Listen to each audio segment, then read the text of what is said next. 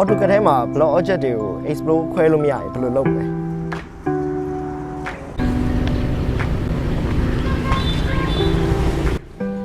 အရင်ဆုံးဘာကြောင့် block တွေကို explode ခွဲလို့မရလဲဆိုတော့စပြီးတော့ရှင်းပြခြင်းတယ်ကျွန်တော်တို့ block တွေကို explode ခွဲလို့မရတာက block သတ်ဖွဲ့တုန်းက block ရဲ့ setting ထဲမှာကျွန်တော်တို့ allow exploding ကိုပိတ်ထားမိရဆိုလို့ရှိရင်ဖြစ်တတ်ပါတယ်အဲ့တော့ explode ခွဲလို့မရတဲ့ block တွေကို explode ခွဲလို့ရအောင်လို့ကျွန်တော်တို့လုပ်ကြည့်အောင် AutoCAD ထဲမှာတဲ့ block ဆိုတဲ့သဘောတရားကသူကဒီနာမည်အသစ်တစ်ခုနဲ့ပေါ့နော်ကျွန်တော်နာမည်အသစ်တစ်ခုနဲ့တဲ့ object တွေကိုသူက combine လုပ်ထားတယ်ပေါ့ပေါင်းစည်းထားတယ်ပေါ့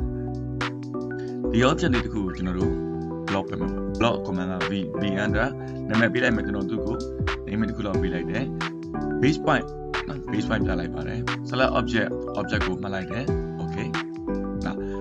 အဲ့ behavior ထဲမှာရှိတဲ့ allow exploding ကိုကျွန်တော်က MNT လေးဖြုတ်ပလိုက်တယ် okay ဒါဆိုဒီ block ကိုကျွန်တော်တို့က exploding လုပ်လို့မရနိုင်တော့ဘူး x under object select မှတ်လိုက်တယ် under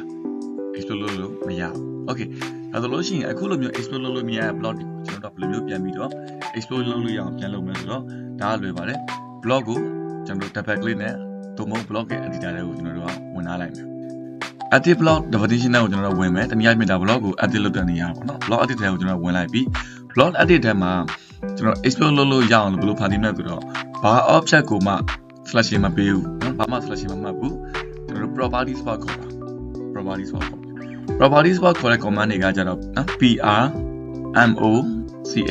control 1ကြိုက်တာခေါ်လို့ရတယ်ကျွန်တော်ကတော့ PR enter နဲ့ခေါ်လိုက်မယ်ဘယ် object မှာ select မမှတ်ပါဘူး PR enter လို့ရှိရင် properties bar ကြာလာပြီဆိုဘာ object မှာ select မမှတ်ထားပဲနဲ့ဒီ edit block ရဲ့ property bar ကိုကျွန်တော်ခေါ်လိုက်တယ်အဲ့တော့ block ဆိုတဲ့ခေါင်းစဉ်အောက်မှာကျွန်တော်တို့1 2 3 4 5 5ချောင်းမြောက်ပေါ့နော် block exploding နေရာမှာကျွန်တော် no ဖြစ်နေတယ်ဘာကြောင့် no ဖြစ်ရလို့ပြန်ခေါ်လို့ရှိရင်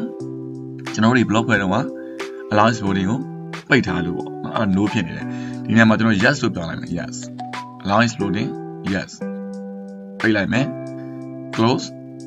block ကို save လုပ်မလားဆိုတော့ save လုပ်ပေးလိုက်မယ်ဒါဆိုရင်ကျွန်တော်တို့ရဲ့ block ရဲ့ option ထဲမှာ allow exploding က yes ဖြစ်သွားပြီအဲ့တော့ yes ဖြစ်သွားပြီဆိုလို့ရှိရင်ကျွန်တော်ဒီကောင် explode ခွဲကြည့်အောင် x enter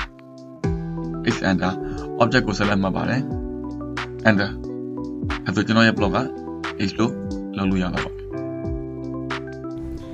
ဒီလိုနည်းနဲ့ကျွန်တော်တို့ drawing ထဲမှာ explode ခွဲလို့မရတဲ့ block တွေကို explode ခွဲလို့ရအောင်လုပ်လို့ရပါတယ်